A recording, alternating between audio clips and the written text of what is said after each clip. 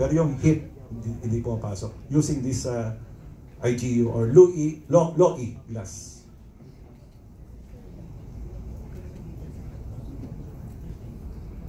Okay, so this is also very important for the building installation, yung vestibule or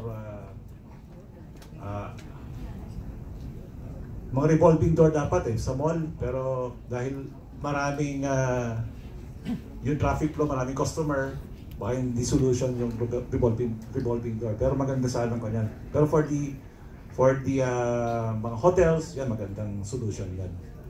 Yung airtightness kasi of the building envelope, the infiltration of warm air and moisture and exfiltration of cold air contributes substantially to the heat gain and energy consumption of the air conditioning system of your building. Meron kami ginawang calculation before, kasi mas masyadong mainit yung malapit sa entrance of the mall. When we do the pencil pushing, kailangan namin ng 100 TR na air handling units to compensate yung air infiltration, yung warm air. So yun, isang solution is yung mga vestibules.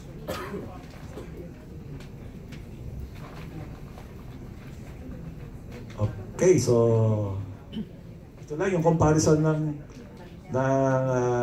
typical air conditioning system, and on the right side, yun yung centralized ko natin, air conditioning system. Okay, so meron kang AHU, yung heat of your building, kukunin ng air handling